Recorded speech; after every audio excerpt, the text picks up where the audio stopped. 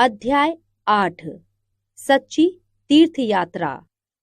लाजवंती के यहाँ कई पुत्र पैदा हुए, मगर सबके सब बचपन में ही मर गए। आखिरी पुत्र हेमराज उसके जीवन का सहारा था।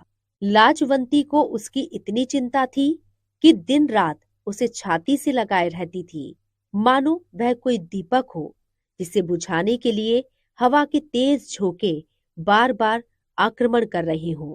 वह उसे छिपा छिपा कर रखती थी, कहीं उसे किसी की नजर ना लग जाए।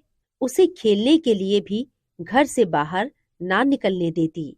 अगर हेमराज कभी घर से बाहर निकल भी जाता तो लाजवंती घबराकर उसे ढूंढने लगती थी। गांव की स्त्रियां कहती, हमारे भी तो बच्चे हैं, तो जरा जरा सी बात में ऐसे पागल क्यों हो जाती है। लाजवंती यह सुनती तो उसकी आंखों में आंसू लहराने लगते। वह भर्राए हुए स्वर में उत्तर देती, क्या कहूं, मेरा मन घबरा जाता है। मगर इतना सावधान रहने पर भी हेमराज बुरी नजर से ना बच सका। प्रातः काल का समय था। लाजवंती दूध दुह रही थी। इतने में हेमराज जागा और जागते ही मुंह फुलाकर बोला, माँ। आवाज में उदासी थी। लाजवंती के हाथ से बर्तन गिर गया।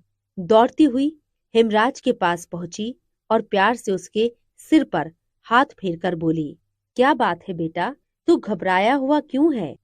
हेमराज की आंखों से आंसू निकल आए। वह रुक रुक कर बोला, सिर में दर्द हो रहा है, बहुत दर्द हो रहा है।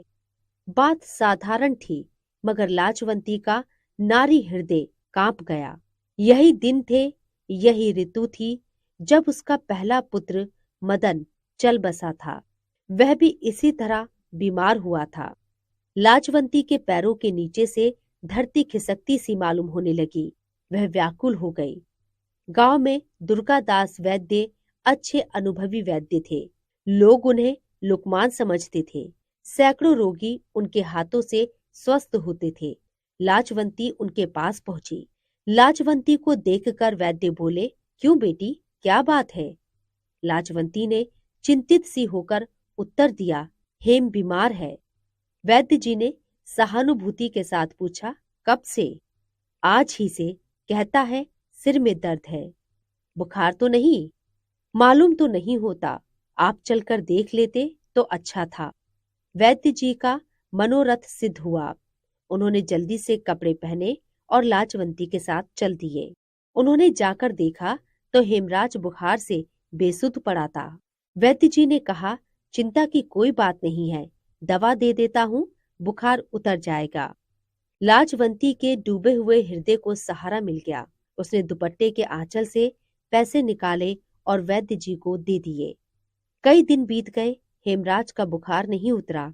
वैद्य जी ने कई दवाइयां बदली, परंतु किसी ने अपना असर न दिखाया। लाजवंती की चिंता बढ़ने लगी। वह रात रात भर उसके पास बैठी रहती। लोग आते और धीरज देकर चले जाते। एक दिन लाजवंती ने वैद्य से पूछा, वैद्य जी, आखिर क्या बात है जो यह बुखार उतरने का नाम ही नहीं लेता।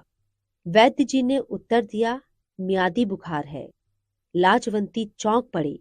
उसने परेशान होकर पूछा, मियादी बुखार क्या होता है।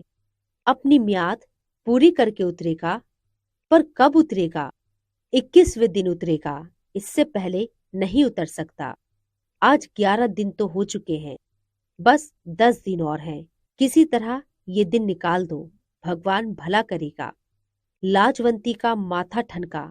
हिचकिचाते हुए बोली, कोई आशंका तो नहीं है। वैद्य जी बोले, देखो, बुखार तेज है, हानिकारक भी हो सकता है। मेरी राय में तो तुम हेम के पिता को बुलवा लो। लाजवंती सहम गई। उसका दिल बैठने लगा। निराशा भी उसके सामने आकर खड़ी हो गई। उसका पति रामलाल मुल्तान में नौकर था। उसने तार भेजा, वह तीसरे दिन पहुंच गया।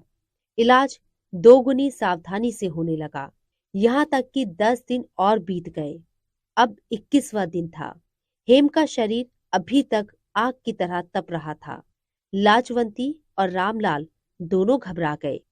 वैद्य ने नाड़ी देखी तो घबराकर बोले, आज की रात बड़ी भयानक है, सावधान रहना, बुखार एकाएक उतरेगा। लाजवंती और रामलाल दोनों के प्राण सूख गए। वैद्य के शब्द किसी आने वाले भय की पूर्व सूचना थे। रामलाल बेटे के सिरहाने बैठ गए। लाजवंती के हृदय को चैन न था। वह मंदिर पहुंची और देवी के सामने गिरकर देर तक रोती रही। जब थककर उसने सिर उठाया तो उसका मुखमंडल शांत था, जैसे तूफान शांत हो जाता है। उसको ऐसा मालूम हुआ जैसे कोई दिव्य शक्ति उसके कान में कह रही है, तूने आंसू बहाकर देवी के पाषाण हृदय को मोम कर दिया है।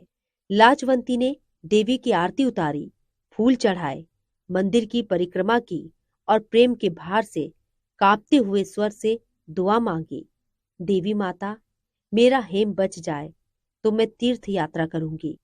दुआ मांगने के बाद लाजवंती को ऐसा लगा जैसे उसका संकट टल गया। जब वह घर पहुंची तो पति ने कहा, लो बधाई हो, तुम्हारा परिश्रम सफल हो गया, बुखार धीरे धीरे उतर रहा है। लाजवंती के मुख पर प्रसन्नता थी और आंखों में आशा की झलक। वह प्रसन्नता से बोली, अब हेम को कोई डर नहीं है, मैं तीर्थ यात्रा मान आई हूँ। रामलाल ने तीर्थ यात्रा के खर्च का अनुमान लगाया तो उसका हृदय बैठ गया, परंतु पुत्र स्नेह ने इस चिंता को देर तक ठहरने न दिया। उसने लाजवंती से कहा, अच्छा किया, रुपया क्या है, हाथ का मैल है, आता है चला जाता है। परमेश्वर ने एक लाल दिया है, वह जीता रहे, यही हमारी दौलत है। 7वें दिन रामलाल नौकरी पर चले गए और कहते गए कि तीर्थ यात्रा की तैयारी। 3 महीने बाद लाजवंती तीर्थ यात्रा के लिए तैयार हुई। जाने से पहले की रात उसके आंगन में सारा गांव इकट्ठा हुआ। झांझे और करताले बज रही थी, ढोलक की थाप गूंज रही थी, स्त्रियां गा रही थी, बजा रही थी। दूसरी ओर कहीं पूरियां बन रही थी तो कहीं हलवा। लोग खा पीकर आराम करने चले गए।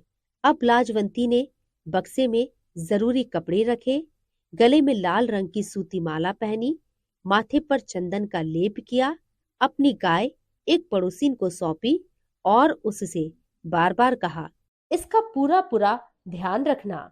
मैं जा रही हूँ, मगर मेरा मन अपनी गाय में ही रहेगा। अचानक किसी के रोने की आवाज सुनाई दी। लाजवंती ने सोचा, इस समय रोने वाला कौन है? उसने चारों तरफ देखा, मगर कोई दिखाई न दिया। वह छत पर चढ़ गई और पड़ोसिन के आंगन में झुककर जोर से बोली, माँ हरो। आवाज में आंसू मिले हुए थे। लाजवंती हरो के पास पहुंची और बोली, माँ क्या बात है, तू रो क्यों रही है? हरो और जोर जोर से रोने लगी। लाजवंती ने फिर पूछा, अरे क्या बात है, तू इस समय रो क्यों रही है? मैं तेरी पड़ोसिन हूँ, मुझसे ना छिपा। हरो थोड़ी देर तक चुप रही, फिर धीरे से बोली, कुंवारी बेटी का दुख खा रहा है, रात रात भर रोती रहती हूँ, जाने यह नाव कैसे पार लगेगी। ऐसा क्यों सोचती हो? उसके ब्याह का खर्च तो तुम्हारे जेठ ने मंजूर कर लिया है। उसने 200 रुपए के गहने कपड़े बनवा दिए हैं, मगर मिठाई आदि का प्रबंध नहीं किया। अब चिंता यह है कि बारात आएगी तो उसके सामने खाने के लिए क्या रखूंगी। लाजवंती ने कहा, क्या गांव के लोग एक कन्या का ब्याह नहीं कर सकते? और यह उनकी दया न होगी, उनका धर्म होगा। हरो की आंखें भर आई। वह इस समय गरीब थी, परंतु कभी उसने अच्छे दिन भी देखे थे। उसने धीरे से कहा, बेटी, मुझसे भी तो यह अपमान न देखा जाएगा। किसी के सामने हाथ फैलाना भी तो बुरी बात है। तो क्या करोगी?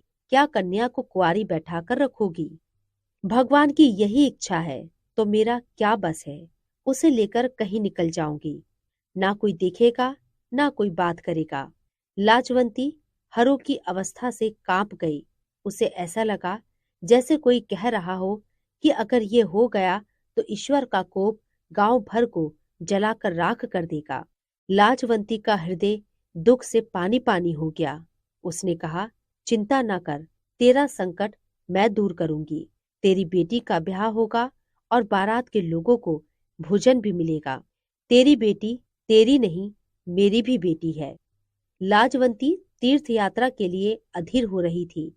वह सोच रही थी, हरिद्वार, मथुरा, वृंदावन के मंदिरों को देखकर उसका हृदय कली की तरह खिल जाएगा।